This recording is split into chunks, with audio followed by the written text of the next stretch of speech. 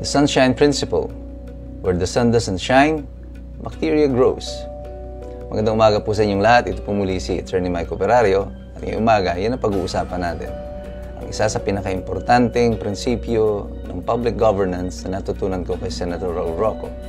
The sunshine principle. At ayon dito, sa mga lugar na hindi sinisikatan ng araw, ay dito tumutubo ang mga bakterya o ang dumi o ang amag. Anong kinalaman nito sa ating pamamahala? Well, it's about transparency. Kung hindi magiging transparent ang pamahalaan, dito pagmumulan ng maraming mga katiwalian. At nakita na nga natin yan sa mga sekretong mga dealings dito sa DPWH, sa pagpapasa ng budget. At lahat ng mga ginagawa ng pamahalaan na hindi hayag sa taong bayan, dito nagmumula ang maraming kurakutan o katiwalian. At dito po papasok ang ICI. Sa mulat-mula pa sinabi ko na sa inyo, wala ang kapupuntahan itong investigasyon na ito sa ICI. Bakit?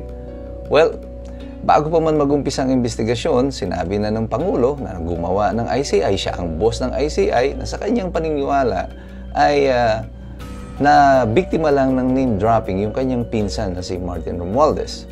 Kung yung boss na nagsasabi, ito ang storya niyan, ay sino naman yung mga miyembro ng ICI para sabihin, boss, mali po kayo.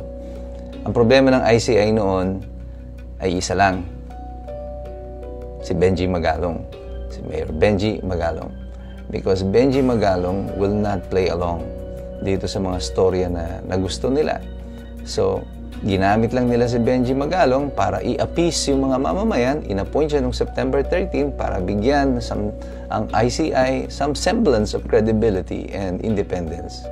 Pero nung natapos na yung mga rally-rally na yan, mga isang linggo lang, o 2 linggo lang, matapos yung mga rally, tinanggal na si Benji Magalong. Actually, nag-resign si Benji Magalong, but he had no other choice because bago pa man siya mag-resign, nag-press conference na itong si Claire Castro at kino-question na yung kanyang integridad at biglang nawala na yung kanyang authority na mag-imbestiga. Hindi na siya ngayon ang lead investigator, samantalang nung in-appoint siya, nung nagpapa-press con pa siya, si Claire Castro, hayagan niya sinabi na si Benji Magalong ang lead investigator. Tapos bigla, na parang nagkaroon sila ng amnesia, parang kasalanan pa ngayon ito ni Benji Magalong na nag-aakto siya bilang lead investigator. So, alam na ni Benji Magalong what's up. Hindi mo na kailangan, hindi naman masyadong makapal yung mukha ni Benji Magalong para manatili pa doon. Gayong sinasabi ng iimbestigan siya at kinu-question yung kanyang integridad, yung napapabayaan niya na yung Baguio City, all of these things are pointing to Benji Magalong. Sinasabi, umalis ka na dyan, hindi ka na namin kailangan.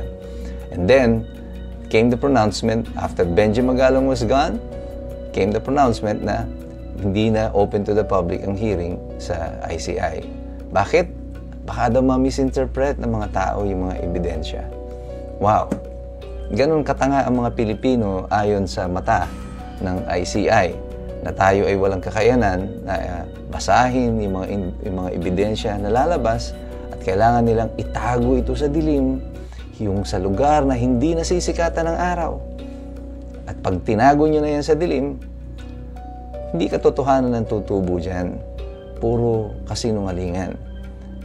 Kaya ako sinabi na walang patutungan itong ICI kasi sa aking palagay, ang ICI ay nakadesenyo lamang bilang isang propaganda machine upang eventually ay ituro ang blame outside of Malacanang and outside of the family circle, the first family circle, and outside of Romualdez.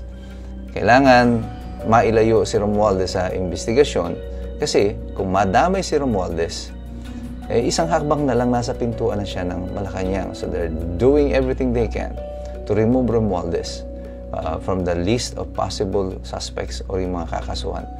At unti-unti na nga sinasabi na yan ni Remulla. Pag-upo niya pa lamang, mga ilang araw lang sinasabi niya na meron sila magiging state witness na nakakaalam ng lahat ng transaksyon. And then, susundan niya ito ng kanyang smirk na parang nakakaloko. At alam naman ng taong bayan kung sino yung sinasabi niya. At ito na nga ay lumalabas na si Martin Romualdez ang gagawin nilang state witness. kung qualification for a state witness, dapat ikaw yung pinaka-least guilty, hindi yung ikaw yung pinaka-most guilty. In this fiasco, the highest official involved is outside of the president. Kung sa baba ng presidente, the president will be the highest involved. The next highest official involved here is Martin Romualdez. Siya ang nag-aproba ng budget, doon sa testimonyas, ang pera dinadala sa kanya, at mayroong siya ang nag-aproba ng bicameral conference committee. At ngayon, ipinapasa nila yung blame, lahat papunta kay Zaldico. As if si Zaldico ay may kapangyarihan na mag-distribute ng mga project nito sa lahat ng mga distrito. Well, we're not buying it. At we are not also buying the story of the ICI na kaya nyo yun isa-sekreto, yung pagdinig na yan, ay para hindi kami makonfuse. Hindi po tanga ang sambayan ng Pilipino. Hindi po tanga si Escombro. Alam namin kung anong ginagawa nyo. You are setting us up for this big reveal ninyo na eventually kakasuhan ninyo yung mga taong hindi naman dapat talaga sila ang unahin na kasuhan, o baka mangyari ito, kagaya ng sinasabi ni Pulong Duterte, yung mga akusado, magiging mga state witness, at yung mga humarap na witness, sila naman ang mga magiging akusado. Kaya delikado ngayon sila Gutesa.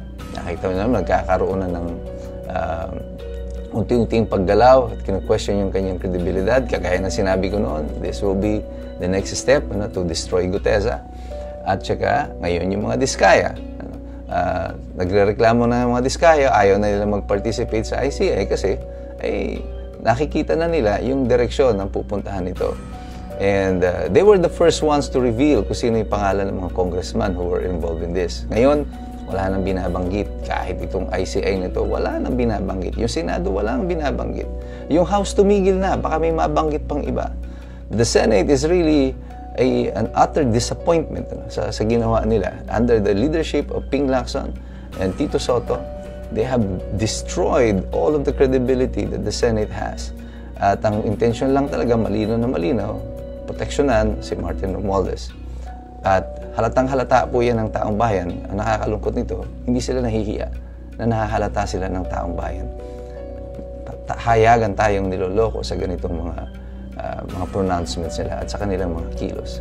Wala nang katotohanan na madidinig ka na manggagaling dito mula sa Senado. Kaya even with this majority, wala tayong inaasahan na magkakaroon ng any major pronouncement dyan sa Senado. Baka nga eventually yan, ititigil na rin nila. Hindi lang sila makaporma kasi maingay pa yung opposition. But I think the general intention is to shut down the investigation dyan sa Senate at ipasa na lahat ito sa ICI para makapag-maneuver sila ng maayos. But the observants, yung mga tao, are very vigilant as of the moment. Ang dami na nagsasabi. At isa na po tayo sa una pa lang nagsabi, walang patutunguhan itong ICI.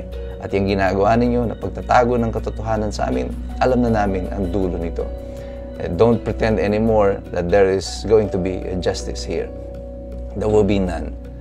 Sana po ang pakiusap natin sa mga liderato ng ating bansa, sa mga politiko, sa mga nakaupo sa Malacanang at sa Kongreso, huwag niyong itulak ang taong bayan sa sulok na wala na silang magagawa. Kahit ang aso man o pusa, kapag iyan ay kinorner mo, eventually, mangagagat po yan. Magkakaroon po tayo ng reaction from the people that the government may eventually regret.